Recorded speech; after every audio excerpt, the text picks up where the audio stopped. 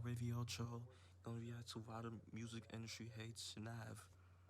When you think about Nav's music, what comes to your mind? For me, I think about his first couple of albums and mixtapes and how I liked a lot of his earlier projects, like his mixtape The Introduction that was released on SoundCloud in 2016. It was a different vibe compared to a lot of the albums that came out around this time. It was more depressive music and laid back, and it's really different from his newest album, Demons Protected by Angels, which is faster line delivery and more upbeat. The Introduction was one of his better projects that was released way before even getting his foot in the door in the music industry, which could be considered troubling for most artists. The only other really good album I could think of is Bad Habits that debuted at number 1 on the US Billboard 200. For the past couple of years, there's been a growing notion that Nav's music isn't really good and it relies too much on really good beats and features, but Nav himself fails to deliver on lyrics, tone, and delivery, which could take an average album into legendary status. Today on the channel, we're going to talk about why the music industry hates Nav and what he has done with the criticism he's received from his viewers and listeners over the years.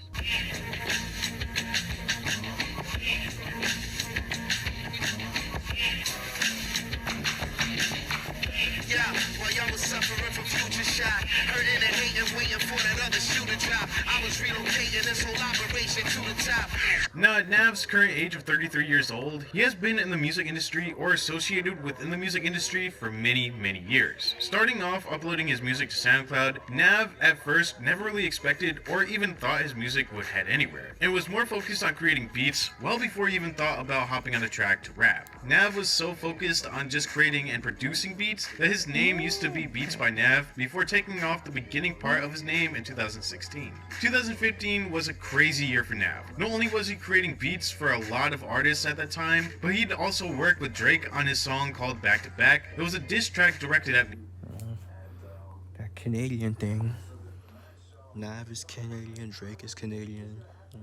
Nav helped with the production of that track, and it was later released. And at first, Nav had no idea that it would eventually turn out to be that diss track by Drake aimed at Meek Mill. This was also the same year where Nav released his very first track on SoundCloud called Take Me Simple, which was released on September 25th of 2015. This track accumulated over 18 million views within the last 7 years, which is huge for an artist who no one really heard about before that point. 2016 was the start of Nav's big breakout. In January of 2016, right at the start of the new year, Nav uploaded his song called Myself. Without even realizing it, he just released one of his best songs he ever created. This was further validated after Kylie Jenner posted an Instagram story with his song playing in the background. And just like with Ayo and Teo getting shouted out by big celebrities and boosting their online presence because of that said celebrity shouting them out, the same thing happened with Nav, who would also triple his plays on SoundCloud after that shout out from Kylie Jenner. But again, this was only the start for Nav. That year, he'd get signed to EXO, and he'd also be featured on a track with Travis Scott called Beebs in the Trap, a track that Nav also helped produce and was released.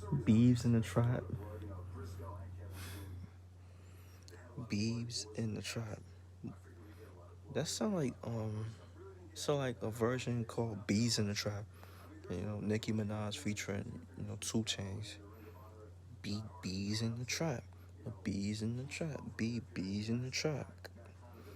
In September of 2016, with the music video being uploaded to YouTube on December 28th, right at the end of that year. That video generated over 154 million views on YouTube and put Nav into the spotlight. After this music video with Travis Scott, it was off to the races for Nav. In 2017, he released his highly anticipated mixtape titled Nav, which featured some of his already released music and a song called Some Way featuring The Weeknd, where The Weeknd sends shots at Justin Bieber, which generated buzz around that track and around the whole mixtape. I had problems with this mixtape. I really enjoyed a lot of Nav's earlier work, and he put a lot of those songs onto this mixtape, but kept out a lot of the songs that his fans liked, like Fell in Love, Take Me Simple, and The Man, which were arguably better tracks than the ones he released with this mixtape. As a fan of Nav, I did enjoy this mixtape, but I found myself listening to other songs that were left off of this project, and eventually stopped listening to these songs altogether just a couple weeks after this project debuted. But after this mixtape was released, Nav faced backlash. Nav said the N-word repeatedly repeatedly throughout this project, and people took issue with it because he's not black. Nav went on Genius to talk about the controversy and gave his side of the story and the reason why he said it so freely without care. During the interview, he said this: "Well, it's like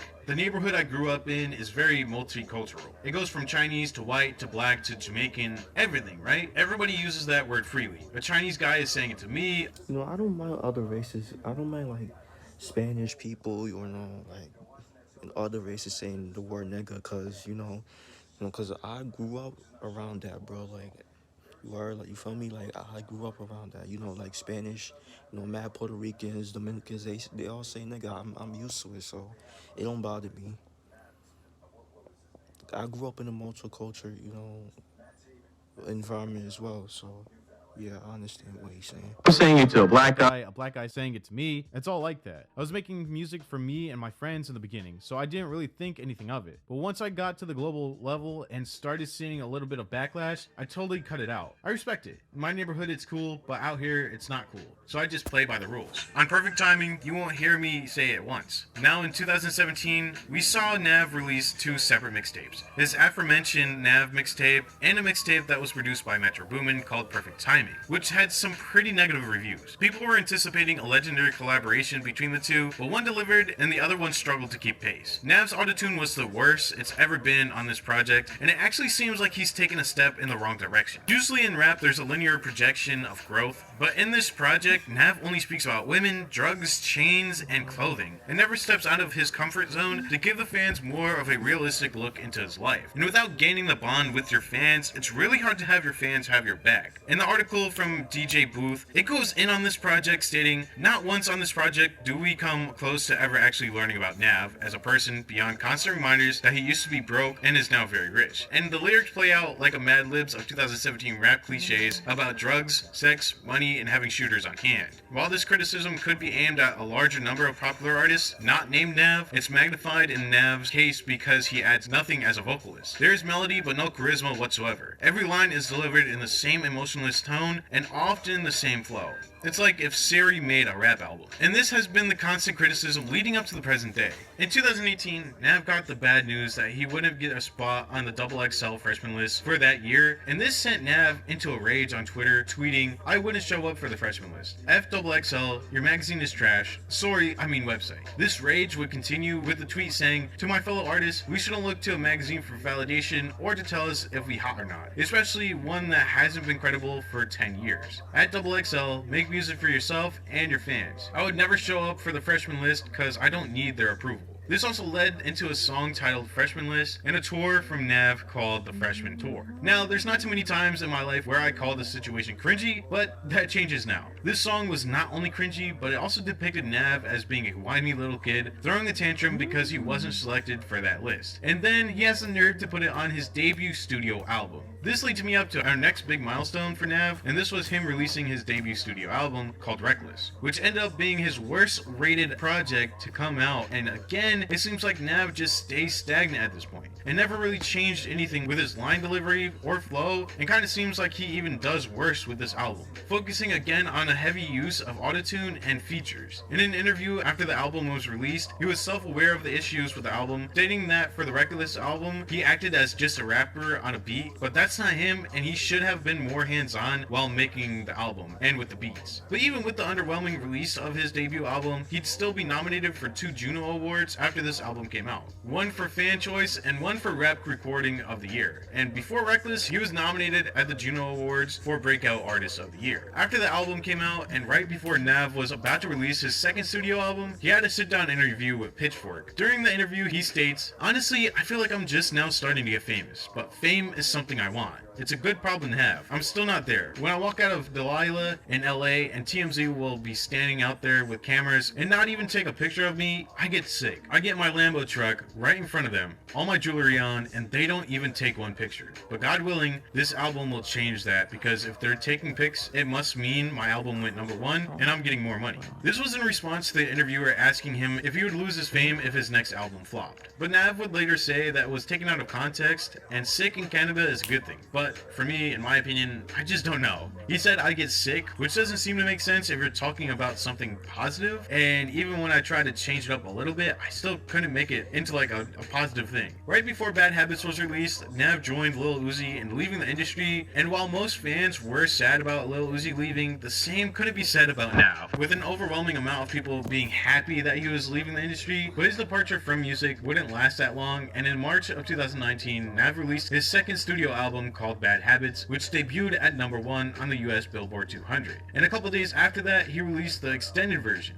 This album, in my opinion, was a lot better than his debut album. Maybe it was the features, but I also felt like his autotune wasn't as bad as his previous project, and was corrected in this album. Even though he still rapped about the same things on this album, he did show a different side of him with his song called Why You Crying Mama, where he talks about his mom, but it just ends up with him again talking about his wealth and how he was broke, but still a little deeper into his personal life than what we got in the past. In 2020, Nav released 2 projects, one being titled Good Intentions, which was his 3rd studio album that also debuted at number 1 for the US Billboard 200, and the other project was a mixtape collaboration with Wheezy called Emergency Tsunami. Both of these projects were a little underwhelming in my opinion. Not only did Good Intentions sound pretty much like Bad Habits, but the first half of the album was in Anthony Fantano's voice, not good. When it released with the Brown Boy 2, I enjoyed those songs, but as of today, I find myself trying to avoid that album at all costs. Emergency Tsunami was decent, I guess. I liked a couple songs from that mixtape, but again, nothing that we haven't seen from Nav already. The features were good, but his lyrics just haven't improved from his last album.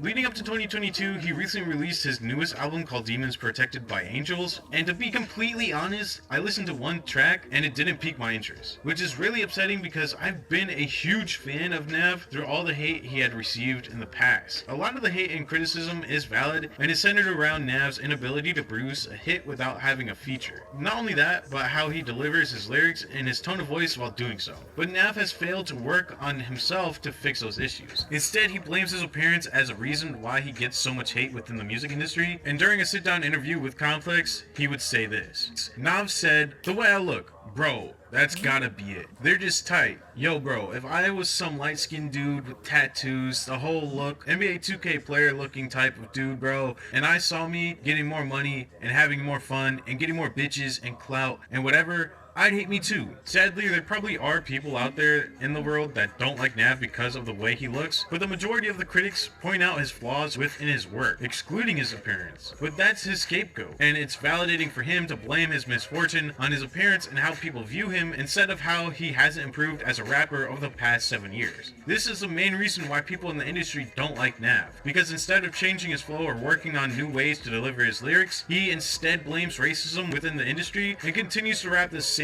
way he has been rapping for almost 5 years. Maybe racism is mixed in with that, but with every new Reddit post I come across, they all point out how Nav is boring and generic, and that's the reason why he gets hate. But that's just my take on everything and why I feel like the music industry doesn't really mess with Nav anymore. But why do you feel like Nav has gotten so much hate over the past couple of years? Let me know in the comments below. If you have any content creators that you'd like me to look at, the best way to do so is by sending them to me through my Instagram DMs or on my Discord server, which will both be linked in the comments below. Along with those 2 links, I'll also add a link to my second channel for more content. So if you enjoyed the video, make sure to leave a like and subscribe to the channel. Again, thank you so much for watching, and I will see you in the next video. Okay, that's the vid. Like, is it, see, let me know what y'all think about Nav, bro. Like, what is your favorite song of Nav? If y'all fans him, let me know, bro. What is y'all favorite song of Nav that y'all like, that y'all jack, bro? So yeah, bro, make sure y'all like, comment, subscribe. Y'all know the vibes. Whoever you're just checking out, you are.